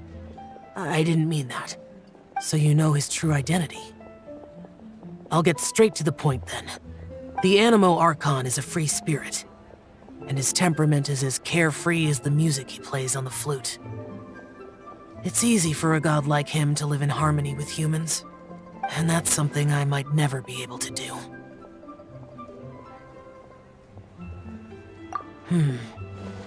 That does sound like something you would say. No matter. I know my circumstances. Whenever I think of the ordinary conversations I've had with you, it feels strangely novel. Yes. The parlor director went out of her way with the invitation, so it was difficult to turn her down. I had made mental preparations before agreeing to come. She told me that all the guests today would be acquainted with elemental power, and I knew that you would be here. But I didn't expect the other guests to be... General Capisis always said that we should live in the present and enjoy every pleasant surprise. Perhaps that's what I should do with what I'm feeling now. But I think he meant designing clothes for those around him. The clothes were intricately designed, but inconvenient to wear. Brother Bosacius never tried to hide his distaste in front of him. Rex Lapis did like his designs and even collected quite a few. The outfit he wears now was also designed by General Capisis himself. I never saw him wear this during the war. I didn't expect him to start wearing it later. Oh, here you are! I'm not intruding, right? You're not. What is it? Hu Tao saw that everyone's done eating and asked the staff to bring out the desserts. Paimon got so anxious that you weren't back yet that she scarfed down her dessert without the usual slurping and munching. To be honest, I was kind of worried too. You looked a little restless just now, and I thought you weren't used to the food here and was planning to head back to Wangshu Inn for something Yan Xiao made. You're worrying too much. Why would I? Anyway, let's head back. Please wait! There's another reason why I came looking for you. Here, take these. I brought them for you. Almond tofu? Yup. Since the Masterful Chef's competition, you could say that Yan Xiao and I are not only competitors, but good friends as well. I visit him at Wangshu Inn sometimes to discuss our cooking. I heard him say that the esteemed guest on the roof loves nothing more than a good plate of almond tofu, so I learned a thing or two about the dish from him. I'll be honest, before Hu Tao invited everyone, she secretly came looking for me, told me about the guests she planned to invite, and asked me for some suggestions on what she should order. So I made a few servings of almond tofu for you guys in advance. Take them as a token of gratitude for your support. When I told Guoba that I was making these for you, he started eagerly running around the kitchen and helping a lot too. Thank you for the trouble. There was no need to... I'll take them. Thank you. And Guoba too. You're welcome. Oh, the almond tofu I made probably tastes and feels a little different from the type Yan Xiao cooks. Please let me know if there's any improvements I should make. Okay. That's all. Alrighty, we should head back now. We can't keep Paimon waiting.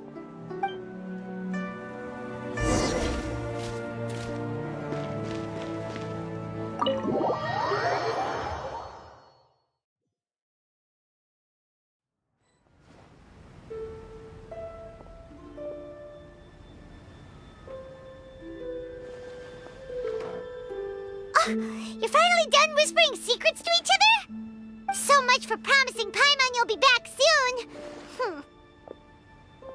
How could you say that to Paimon? In that case, besides having no sense of time, Paimon will let you know what having no sense of fullness looks like. Your dessert is all Paimon's. Sorry to keep everyone waiting. No worries, we're all just chatting here. There's no serious business to take care of. Whether we're chatting outside or inside, it's all the same. Paimon's too busy eating to talk to you. But even though we're all well acquainted by now, I think this festive gathering deserves something ceremonious. Oh? Is this some local custom? Nope. This is something I made up so that good luck will be on our side, that's all. Spontaneity is the best choice to make here. Let's use this incense burner on the table. It's been lit for so long now that the incense is running out. I'll leave refilling and lighting the incense to the most distinguished guest among us all.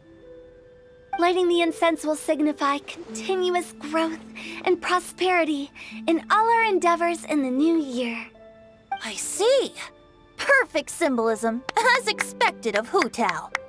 And speaking of the most distinguished guest here today, I'm sure we all agree that it's Mr. Zhang Li. I'm not very familiar with the details of his past deeds, but chatting with him has been a real eye-opener, even for a bard who has traveled all across the world. If knowledge were a form of power, one could even say that you're a wielder of unlimited strength. But when it comes to having a way with words, the notable bard is certainly one cut above the rest. I just happen to have a good memory. It is such an unexceptional skill, yet you made it sound like an unparalleled talent. I am truly impressed. Since we all get to nominate someone...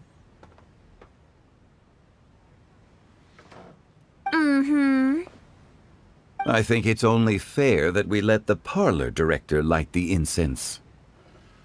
Huh? That won't do. Don't flatter me just because I'm your boss. We are looking for the most distinguished guest here. As the host, I shouldn't be involved in this discussion at all.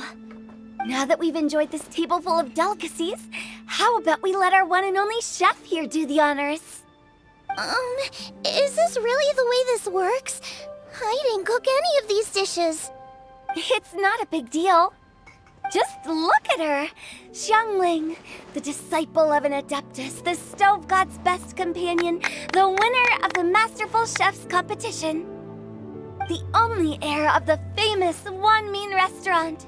A good old friend of mine. There's no better choice. Why does Paimon feel like we're back at square one again? Please stop! You're making me embarrassed. If we're looking for a distinguished guest, surely the second son of the Feiyun Commerce Guild counts. It's one of the largest commerce guilds in Liyue Harbor. Huh? Don't get me involved in this. Ooh, not a bad choice. With the Commerce Guild's young master lighting the incense, we're all sure to make a huge sum of mora in the new year. That's not how it works. Making a fortune is indeed a fine wish, but it's of lesser importance than good health and happiness. Which means we should choose Chongyun, the skilled exorcist who keeps everyone's home safe from evil spirits. Huh? Now you're nominating me? I can't be the one when we have the Conqueror of Demons right here. Adeptus Xiao has the most seniority among everyone here today. We should... I refuse. I am most certainly not the most distinguished guest here. You should all be able to make the right judgment based on your observations. One person here is well acquainted with everyone else.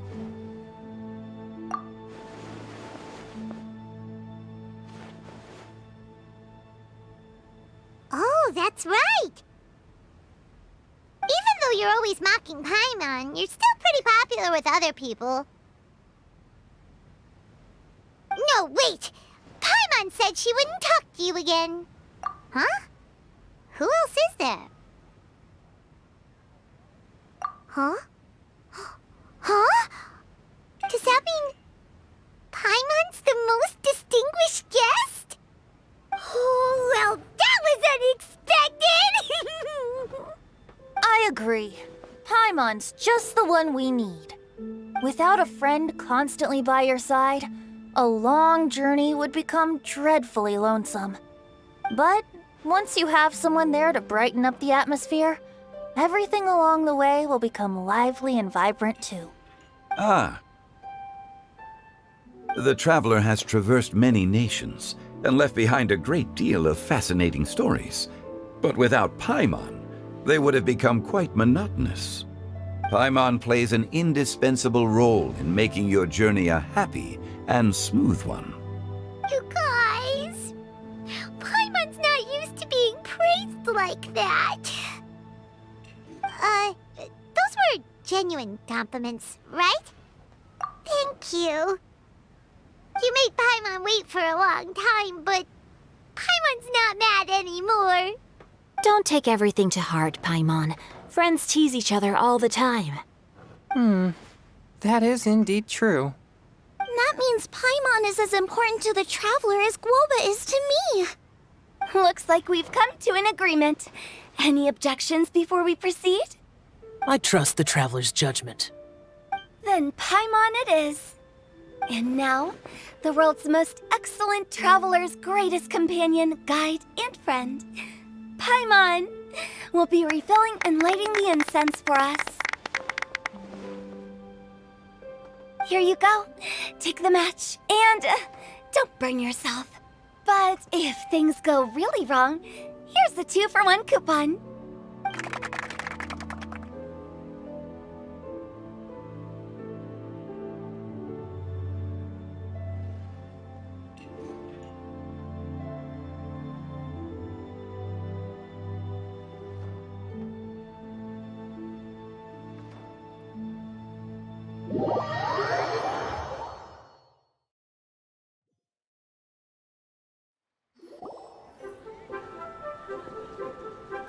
It's getting late. I won't take up any more of your time. You're all free to go as you please. Yep, the tea was amazing too. You don't have to go all polite on me. Just remember to come when I invite you next time. Let's see. It's dark out, so I'm going to accompany Xiangling, Xingqiu, and Changyun back home. As for the rest of the guests, I'll leave them to our consultant. No need. I'm headed towards the harbor to meet a friend on the ship. There's no need to trouble one such as Mr. Zhongli. I think you know the place I'm talking about. Come meet me anytime. It was great getting to know you all. Let's meet again when the spring breeze begins to blow. Bye! Oh, we should write poetry together sometime. We'll catch you all later then. Don't forget to return to the parlor later. There's something I need you to do. Understood. See you later. Well then. Rex Lapis. Just Zhongli will do. I live as a mortal in Liu Harbor now. I am just one among many who begin work at sunrise and retire to rest at sundown. If we were to consider status and seniority as Zhongli, I should be respectfully referring to you as Adeptus Shao. Heaven forbid.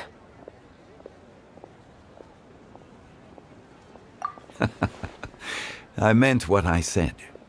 I heard that during the Lantern Rite Music Festival, you conferred with Streetward Rambler and Cloud Retainer. I take it as you've gained a lot more knowledge about the past? The same truth will sound different coming from different people. As more bear witness to a story, feelings and interpretations expand in variety too. I once had a pleasant chat about the past and present with a Sumeru scholar named Soraya, and learned a few things about her research topic. From the evidence she found and the conclusion she made, her area of research is already very close to the truth. But there are multiple sides to humans and gods alike. In the legends recorded by humans, some gods were depicted as arrogant and condescending, while others were kind and capable. But whether to me, Streetward Rambler, Cloud Retainer, or younger adepti such as Shao and Ganyu, those adepti and gods that may seem extraordinary to humans are something more akin to close companions. This was as true back then as it is right now. Just how Shao may seem unapproachable to most, but the Traveler has proved otherwise. So there's no need to dwell too much on certain things. Zhongli, what you're saying is... It looks like you understood what I meant. Ah. The director asked me to accompany you on your return, but I don't think you'll need my protection. I'll be taking a walk around and admiring the night scenery. After that, it'll be time for me to go back and meet up with the director. Goodbye for now. Bye, Zhongli! Everyone's gone now. Paimon always feels a little empty inside when a lively celebration ends. But at least you always stay by Paimon's side. No. Paimon got it mixed up. Paimon, the best and most distinguished travel guide, will always stay by your side, Traveler. Good that you're aware of that. Shao, is there anything else you want to do? We could take you on a tour of Liyue Harbor. No need. I've stayed here for much longer than I had expected. The city lights are a fine sight, but it's time for me to leave. The events of today occurred so abruptly. I appreciate your kindness. Okay. I'll see you next time then.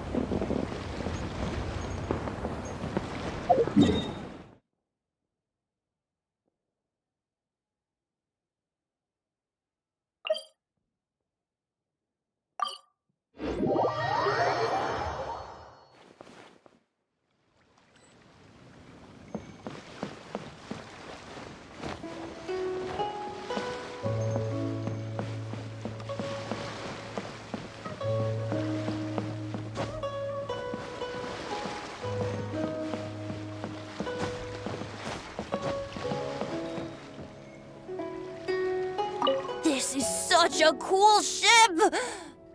Facing the sea breeze and gazing out at the soaring seagulls, makes me want to sing out loud! Kazuha, how about I stay here and be the ship's resident bard?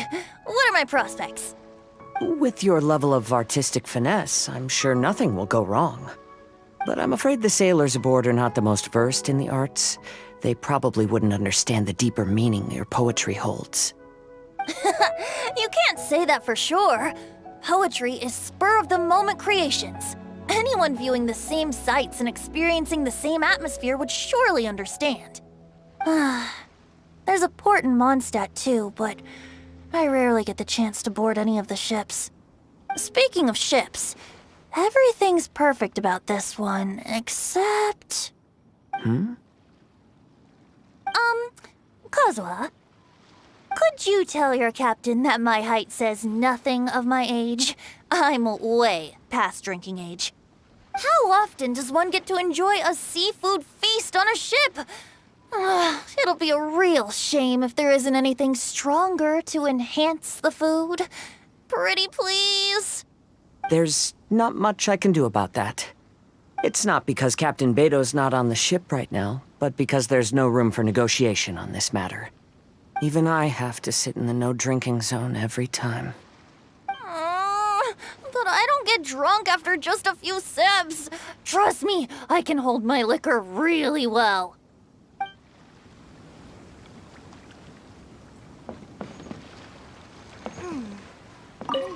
This is such a cool ship! Facing the sea breeze... Kazuha! With your level of... But I'm afraid the sailor... Speaking of ship... could you tell your captain that my height... How often... There's not much... It's not because Captain... Even I have to sit in the no...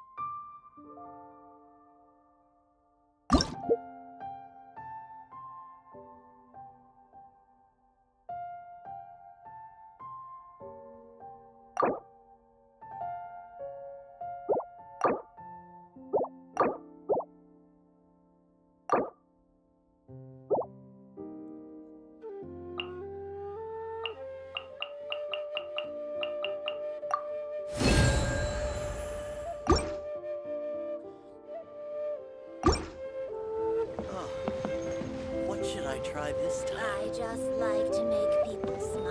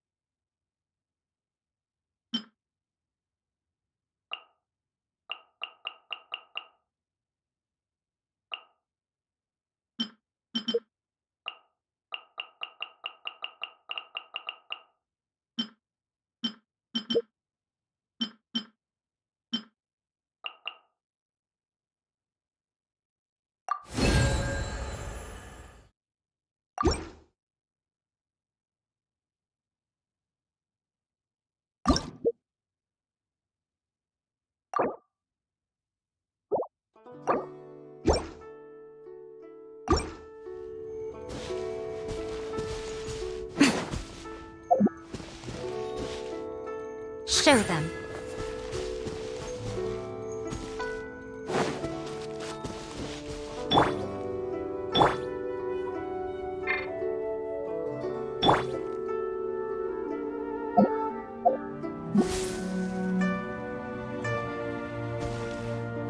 Rise!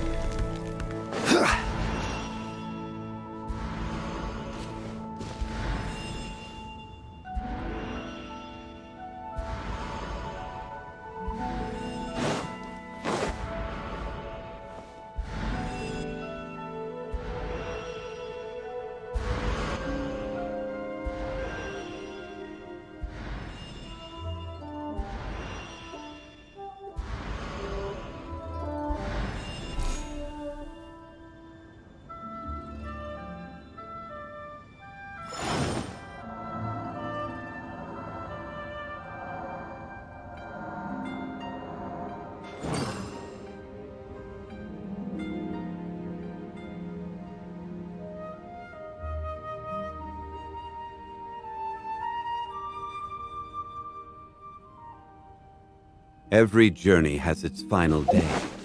Don't rush.